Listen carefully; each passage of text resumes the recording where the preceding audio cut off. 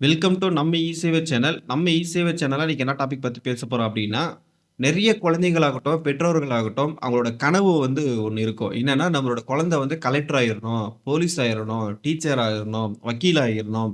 அந்த மாரி நெறைய கனவுகள் இருக்கும். நெறைய பேர் வந்து நான் வந்து கலெக்டர் ஆகணும்னு சொல்லி குழந்தைகள்லாம் வந்து சொல்லுவாங்க. நம்மளுக்கு வந்து மிகப்பெரிய ஒரு ஆர்வமா இருக்கும். நெறைய பேர் நான் வந்து ஆர்மிக்கு போறேன் அப்டின்ற மாரி சொல்லுவாங்க. அது வந்து எப்படி வந்து நிறைவேத்தணும்? அப்படின்றது தான் ஒரு கேள்விக்குறியா இருக்கு இல்லையா? அத பத்தி டீட்டெயிலா வந்து பேச போலாம். நம்ம இ-சேவை சேனல் வந்து ஃபர்ஸ்ட் டைம் பார்க்கணும்னா மறக்காம வந்து சப்ஸ்கிரைப் பண்ணிருங்க. வீடியோ வந்து ஸ்கிப் பண்ணாம பாருங்க. அப்பதான் சொல்லக்கூடிய தகவல் மூலியமா வந்து சேரும். வாங்க வீடியோக்குள்ள போகலாம். இந்த வீடியோ பொறுத்தவரைக்கும் என்னன்னா, அரசு துறையில கவர்ன்மென்ட் ஜாப்க்கு வந்து பார்த்தீங்கன்னா, நெறைய பேர் வந்து ட்ரை பண்ணுவாங்க. நம்மளோட குழந்தைகள வந்து கனவ வந்து நினைவாக்குறதுக்காக தான் நம்ம இந்த டாபிக் வந்து எடுத்திருக்கிறோம். கண்டிப்பா வந்து பார்த்தீங்கன்னா, மிகப்பெரிய யூஸ்ஃபுல்லா இருக்கும். என்ன சொல்ல வரேன்னு உங்களுக்கே புரிஞ்சிருக்கும். இந்த வீடியோ முழுமையா பார்த்துட்டு புடிச்சிருந்தால் மட்டும் மத்தவங்களுக்கு ஷேர் பண்ணுங்க. கண்டிப்பா வந்து யூஸ்ஃபுல்லா இருக்கும் அப்படின்னு சொல்லிக்கலாம். இப்போ நெறைய குழந்தைகளோட கனவுகள் என்ன இருக்குன்னா, நான் வந்து கலெக்டர் ஆயிரணும் அப்படின்னு கனவு இருக்கும். இது வந்து நான் ஃபர்ஸ்ட் டாபிக்ன்றனால கலெக்டர் எடுத்துருக்கேன். அடுத்த டாபிக் வந்து வேற ஒரு வரும். இப்போ வந்து கலெக்டர் எடுத்திருக்கோம் இல்லையா? கலெக்டருக்கு வந்து என்ன படிக்கணும்? அது என்னென்ன படிச்சா நம்ம வந்து கலெக்டர் ஆகலாம்? அப்படின்றது நெறைய கேள்வியும், நெறைய ஒரு பதட்டமும் இருக்கும். அதுக்கப்புறம் ஒரு காலகட்டத்தில எனக்கு இந்த விஷயம் தெரியாம போயிடுச்சு. எனக்கு சின்ன வயசுலருந்து இந்த விஷயம் தெரிஞ்சிருந்தா, நான் வந்து கலெக்டர் ஆயிருப்பேனே! அப்படின்னு சொல்லிட்டு நெறைய பெற்றோர்களாகட்டும், குழந்தைகளாகட்டும் ஃபீல் பண்றது நம்மளுக்கு எல்லாருக்கும் கண்கூடே தெரியும். இப்போ வந்து அதுக்கு என்ன என்ன படிக்கணும் அப்படின்னு பார்த்தீங்கன்னா, கல்வி பொறுத்தவரைக்கும் நீங்க வந்து ஏதோ ஒரு டிகிரி வந்து படிக்கலாம். நம்ம வந்து இதுதான் படிக்கணும், இதுதான் படிக்கக்கூடாது அப்படின்லாம் சொல்ல வரல. அவங்க என்ன சொல்லியிருக்காங்கன்னா, ஏதோ ஒரு பட்டப்படிப்பு, டிகிரி ஒரு டிகிரி. அவங்க வந்து கீழ வரும்போது சொல்றேன். இங்க சொல்லியிருக்காங்க, பிஎஸ்சி, பிகாம், பிடெக்கு, எம்பிபிஎஸ் இந்த மாரி எந்த ஒரு டிகிரி பண்ணாலும் போதும் அப்படின்னு சொல்லியிருக்காங்க. இதுக்கு வந்து பார்த்தீங்கன்னா, யுபிஎஸ் எக்ஸாம் அப்படின்னு ஒண்ணு இருக்கு. இப்போ வந்து நீங்க வந்து டிகிரி முடிச்சுட்டீங்க. அதுக்கப்புறம் என்ன பண்ணணும்னா, யுபிஎஸ் எக்ஸாம் அப்படின்னு இருக்குது. யுபிஎஸ் எக்ஸாம் அப்படின்னா என்னன்னா, யூனியன் பப்ளிக் சர்வீஸ் கமிஷன் அப்படின்னு சொல்லக்கூடிய எக்ஸாமு. இது வந்து பார்த்தீங்கன்னா, சிவில் சர்வீஸ் எக்ஸாம் இருக்கும். சிஎஸ்சில தேர்ச்சி பெற வேண்டும். இது வந்து மிகப்பெரிய இம்பார்ட்டான விஷயம். யூனியன் பப்ளிக் சர்வீஸ் கமிஷன் அப்படின்னு சொல்லி யுபிஎஸ்சி அப்படின்னு சொல்லுவாங்க. அந்த எக்ஸாம் எழுதி எழுதி பாஸ் பண்ணணும். இந்த தேர்வில் முதலிடம் பெறுபவரே ஐஏஎஸ் இந்தியன் அட்மினிஸ்ட்ரேட்டர் சர்வீஸ் அப்படின்னு சொல்லக்கூடிய அந்த பதவி வந்து பார்த்தீங்கன்னா, நீங்க வந்து வாங்கப்படும். ஐஏஎஸ் தேர்வில் வந்து தேர்ச்சி பெற்றதுக்கு அப்புறம் வந்து பார்த்தீங்கன்னா, பயிற்சி பெறுறது வந்து பார்த்தீங்கன்னா, Lal Bahadur Shastri national academy of administration அந்த சொல்லக்கூடிய அந்த பயிற்சி மையத்தில தான் நீங்க வந்து பயிற்சி பெறணும். இந்த பயிற்சி முடிஞ்ச உடனே நீங்க வந்து பணியில வந்து அமர்த்தப்படுவீங்க. டைரக்ட்டா வந்து கலெக்டர்ன்னு கேட்டீங்கன்னா, கலெக்டர் கிடையாது.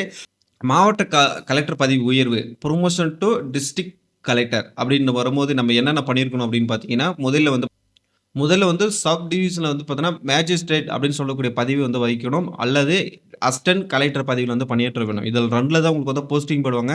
அதுக்கப்புறம் அனுபவம் பெற்ற பிறகு தான் வந்து பார்த்தீங்கன்னா, நம்மளோட டிஸ்ட்ரிக்ட் கலெக்டரா வந்து பதவி உயரும். இதுதான் வந்து நடக்கக்கூடிய விஷயம். இது வந்து பார்த்தீங்கன்னா, அதுக்கான காலப்பணிகள் வந்து 1 இயர், 2 இயர் இருக்கும். அது போக போக வந்து மாறலாம். அதனால வந்து ஃபர்ஸ்ட்டு வந்து நீங்க வந்து 2 இடத்துல வந்து பணியாற்றணும் கலெக்டர் ஆவறதுக்கு. அது அனுபவப்பட்டது பிறகு தான் இது பண்ண முடியும். அதேமாரி யுபிஎஸ் தேர்வுக்கான கட்டணங்கள், மொத்த நிலைகள் எப்படின்னா, எக்ஸாம் வந்து நீங்க படிக்கணும் யுபிஎஸ் எக்ஸாம். அதுக்கு என்னென்ன படிக்கணும் அப்படின்னு பார்த்தீங்கன்னா, பொது நிர்வாகம், அரசியல் அறிவியல், சமூக அறிவியல், இயற்கை அறிவியல், எலக்ட்ரானிக், கம்ப்யூட்டர் சயன்ஸ், பிடெக், இந்த மாரி எல்லா விஷயங்களும் வந்து பார்த்தோன்னா, நீங்க வந்து எல்லாமே தரோவா படிக்கணும். இதுலருந்து தான் கொஸ்டின் வந்து கேட்பாங்க. அதுலருந்து தான் நீங்க வந்து அடுத்த கட்ட வரம்பு போக முடியும். இதுக்கு வந்து வயசு வந்து எந்த வயசுல வந்து ட்ரை பண்ணணும் அப்டின்னா, 21 வயசுலேருந்து 32 வயசு வரைக்கும் இது வந்து பொது பிரிவினருக்கு. இப்போ வந்து அ எந்த கேஸ்ட்டா இருக்கலாம், எந்த வண்ணா இருக்கலாம். அவங்களுக்கு வந்து பார்த்தீங்கன்னா, 21லேருந்து 32 வரைக்கும் இது பண்ணலாம். இது வந்து பார்த்தீங்கன்னா, அ 6 முறை வந்து முயற்சிக்கலாம். சரிங்களா? அதேமாரி ஓபிசி பிரிவில வந்து பார்த்தீங்கன்னா, 21லேருந்து 35 வரைக்கும் வந்து வயசு இருக்கு. 9 முறை வந்து முயற்சிக்கலாம். இது வந்து ஒரு யுபிஎஸ் எக்ஸாம்ல வந்து ஃபர்ஸ்ட் டைம் அட்டெண்ட் பண்ணி இப்ப இதாயிடுச்சுன்னா அப்டின்னா, அடுத்த லெவல்ல நீங்க வந்து ட்ரை பண்ணிட்டே இருக்கலாம். 9 முறை ஜெனரல்ல போனீங்கன்னா 6 முறை தான் ட்ரை பண்ண முடியும். இந்த எக்ஸாம்க்கு. எல்லா டைமும் நீங்க வந்து ட்ரை பண்ண முடியாது. அதே மாரி எஸ்சி, எஸ்டி பிரிவுகளுக்கு வந்து பார்த்தீங்கன்னா, 21லேருந்து 37 வரைக்கும் கிட்டத்தட்ட வந்து நீங்க அந்த வயது வரம்பு முடியிற வரைக்கும் முயற்சி பண்ணிட்டே இருக்கலாம். இதுதான் வந்து பார்த்தீங்கன்னா, கலெக்டருக்கான படிக்கிறதுக்கான தகுதி. இதுதான் சொல்ல வரணும். தகுதி முடிஞ்சதுக்கு அப்புறம் என்ன பண்ணணும்னா, அதுக்கப்புறம் என்னென்ன வந்து இது பண்ணணும் அப்படின்னு பார்த்தீங்கன்னா, டெய்லி வந்து பார்த்தீங்கன்னா, புக்ஸு, நியூஸ் பேப்பர்ஸு அதுக்கப்புறம் வந்து பார்த்தீங்கன்னா, இங்கிலீஷ், ஹிந்தி நல்லா வந்து விஷயங்கள வந்து நல்லா படிச்சுட்டே தெளிவா படிச்சுட்டே இருக்கணும். அதுக்கப்புறம் current affairs, economy, history, biography, political இந்த மாரி எல்லா விஷயத்திலும் வந்து பார்த்தீங்கன்னா, நீங்க தெளிவா வந்து படிச்சுட்டே இருக்கணும். படிச்சா மட்டும் தான் உங்களுக்கான நாலேட்ஜ் வந்து வளர்ந்துட்டே இருக்கும். அதுக்கப்புறம் யுபிஎஸ்சி எக்ஸாம் கோச்சிங் கிளாஸ் வேணும்னா போலாம். போறவங்க போலாம். போகாதவங்க வந்து பார்த்தீங்கன்னா, நீங்க வீட்ல கூட படிக்கலாம். அது வந்து கம்பல்சரிலாம் கிடையாது. குறைந்தபட்சம் அவங்க வந்து என்ன சொல்ல வராங்கன்னா, 1லேருந்து 2 வருஷம் நீங்க வந்து யுபிஎஸ்சி தேர்வுக்கு முழுமையா தயாராகணும் அப்படின்ற விஷயம் சொல்றாங்க. இப்போ நீங்க ஒரு பிஎஸ்சி பண்ணிட்டு இருக்கீங்க அப்படின்னா, நீங்க வந்து பிஎஸ்சிலேயே ஸ்டார்ட் பண்ணிருங்க. கொஞ்ச நேரம் ஏன்னா பிசிஏ போடும்போதுக்கு அந்த அளவுக்கு சிரமமா இருக்காது.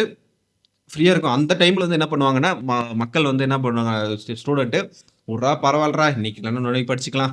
அப்படின்ற மாரி இருப்பாங்க. அதெல்லாம் இல்லாம, இப்ப வந்து புள்ளியார் சுழி போடணும். இப்ப வந்து 12த் முடிச்சுட்டியா? உனக்கு வந்து பப்ளிக்கே கிடையாது. அதுக்கப்புறம் நீங்க வந்து எப்ப வேணா பாஸ் பண்ணிக்கலாம். அதனால 12த் முடிச்சதுலேருந்து காலேஜ் போகும்போதுலேருந்து ஸ்டார்ட் பண்ணீங்கன்னா, நீங்க வந்து ஃபுல்லா தரோவாயிரலாம். கிட்டத்தட்ட வந்து 2 வருஷம் தரோவாயிரலாம். அப்ப வந்து நீங்க 21 வயசு முடிஞ்சிருச்சு. நீங்க பிஎஸ்சி கம்ப்யூட்டர் சயன்ஸோ, இல்ல பிஎஸ்சி சயன்ஸோ, கெமிஸ்ட்ரியோ ஏதோ ஒரு ஒரு பட்டம் வந்து பெற்றுட்டீங்க அப்படின்னா, நீங்க வந்து யுபிஎஸ்க்கு வந்து தேர்வெழலாம். இதுக்கு வந்து நீங்க இடைப்பட்ட டைம்ல வந்து நீங்க படிச்சு முடிச்சிடலாம். அதுக்கான கால அவகாசம் வந்து நெறைய இருக்கு. அதுக்கப்புறம் என்னென்ன படிக்கணும் அப்படின்னு சொன்னாங்க இல்லையா? அடுத்தது வந்து யுபிஎஸ் தேர்வுல வந்து வருஷத்துக்கு வந்து எத்தன பேர் தேர்வு எழுதுவாங்க அப்படின்ற ஒரு கேள்வி இருக்கும். கண்டிப்பா இது வந்து நல்ல கேள்வி தான். என்னன்னா கிட்டத்தட்ட வந்து இந்தியா முழுக்க வந்து 10,00,000 பேர் வந்து வந்து விண்ணப்பிக்க வைக்கிறாங்க. 10,00,000த்துல வந்து பார்த்தீங்கன்னா, 5லிருந்து 6,00,000 பேர் வந்து தேர்வு எழுதுறாங்க. கிட்டத்தட்ட 4,00,000 பேர் அங்கேயே ஃபில்டர் ஆயி, சும்மா ஒரு எக்ஸ்பீரியன்ஸ்க்காக வந்து பார்த்தீங்கன்னா, அப்ளை பண்றாங்க. அதுக்கப்புறம் வந்து எக்ஸாம் எழுத முடியறதில்ல. அதுக்கப்புறம் வந்து தேர்வுல அவங்க வந்து பார்த்தீங்கன்னா, ஏன்னா ஃபர்ஸ்ட்டு வரணும். ஏன்னா இப்ப 5லிருந்து 6,00,000 பேர் எக்ஸாம் எழுதுறாங்க இல்லையா? அதுல வந்து ஃபர்ஸ்ட் லிஸ்ட்ல வரவங்க வந்து பார்த்தீங்கன்னா, கிட்டத்தட்ட 10,000லிருந்து 12,000 பேர் வந்து தேர்ச்சில வந்து ஃபர்ஸ்ட் லிஸ்ட் வராங்க. இறுதியா யார் வந்து தேர்வாறாங்க அப்படின்னு பார்த்தீங்கன்னா, 700லிருந்து 1000 பேர் தான் தேர்வாறாங்க. இவ்வளோ தான் வந்து பார்த்தோன்னா, ஒரு வருஷம் வருஷம் வந்து பார்த்தோன்னா, ஐஏஎஸ்ல வந்து எடுக்குறாங்க. ஐஏஎஸ், ஐபிஎஸ், ஐஎஃப்எஸ் இது 3 பதவிகள் சேர்ந்து தான் 700லிருந்து 1000 பேர் சொல்றாங்க.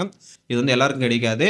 இப்ப இதுல வந்து தேர்ச்சி ஆனீங்கன்னா மட்டும் தான் நீங்க வந்து கலெக்டர் ஆக முடியும். அதுக்கப்புறம் யுபிஎஸ் ஆண்டு எந்த வருஷத்துக்கு ஒரு முறை வரும் அப்படின்னு கேட்டீங்கன்னா, வருஷம் வருஷம் வரும். 3 எக்ஸாமு யுபிஎஸ் எக்ஸாம் எழுதணும். அதே மாரி நோட்டிஃபிகேஷன் வந்து எப்போ வரும் அப்படின்னு பார்த்தீங்கன்னா, பிப்ரவரிலேருந்து மார்ச் மாசத்துல தான் நோட்டிஃபிகேஷன் வரும். அதுக்கப்புறம் வந்து ஜூன் மாசத்துல வந்து ஃபர்ஸ்ட் எக்ஸாம் வரும். அதுக்கப்புறம் செப்டம்பர், அக்டோபர்ல வந்து செகண்ட் வரும்.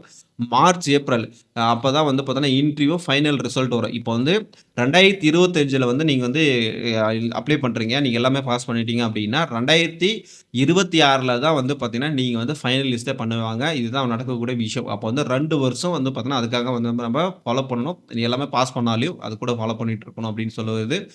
அதுக்கப்புறம் ஒவ்வொரு ஆண்டும் நடக்கும் வந்து பார்த்தீங்கன்னா, ஒரு வருடத்துக்கு ஆல்ரெடி இது என்ன படிக்கணும், என்ன மாசம் வருதுன்றத ஆல்ரெடி சொல்லிட்டேன். அதனால வந்து கலெக்டர பொறுத்தவரைக்கும் கிட்டத்தட்ட வந்து ஒரு விழிப்புணர்வு கிடைச்சுரும்னு நெனைக்கிறேன். ஃபர்ஸ்ட்டு வந்து ஜெனரலா சொல்லிர்றேன். ஒரு டிகிரி முடிக்கணும், யுபிஎஸ் பாஸ் பண்ணணும். அது 3 ஸ்டேஜ் இருக்கும் பாஸ் பண்ணணும். அதுக்கப்புறம் ஒரு அகாடமில வந்து பயிற்சி பெறணும்.